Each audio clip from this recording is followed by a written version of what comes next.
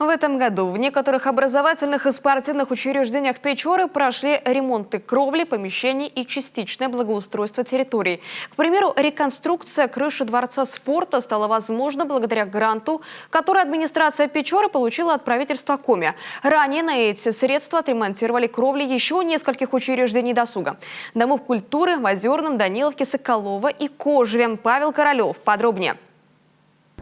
Детский дом творчества в Печоре уже много лет в центре притяжения для юных жителей города. Сегодня здесь занимаются более 2000 детей в 74 объединениях. В этом году были открыты даже 150 дополнительных мест в некоторых поселках района. Впрочем, долгое время головной болью для руководства учреждения оставалась кровля. Ее не ремонтировали 34 года. Да и забора вокруг здания не было. В этом году все изменилось. Наконец-то нам выделили деньги, ну и вот провели мы аукцион, и забор стоит. Крыша не ремонтировалась 34 года, и крыша тоже у нас теперь очень хорошая, новая, красивая. Все контролировали, и глава приходил, смотрели. Ремонт кровли обошелся в 1 400 000 рублей, забор дороже – 2 800 000.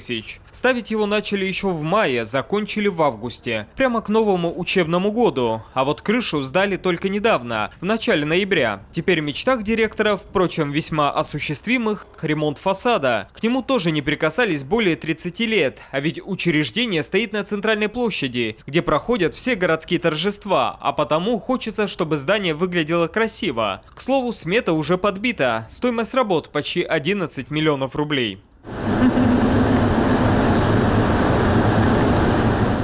А этот бассейн – часть главного спортивного объекта Печоры – Дворца спорта имени Ивана Егоровича Кулакова. Здесь занимаются почти 700 юных спортсменов, а еще жители города, которым не безразлично свое здоровье. В этом году здесь удалось отремонтировать крышу, и не только над бассейном, а над всем дворцом. Причем буквально за месяц и без остановки работы спортшколы. Сейчас последний ремонт мы, делали, нам было выделено в августе месяце по гранту главы финансирование 2 650 000, где мы сделали сегодня непосредственно самая главная боль, это была у нас головная боль, это была у нас крыша во Дворце спорта. Крыша прошла уже тройную проверку, то есть и в дождь, и в снег, и в холод.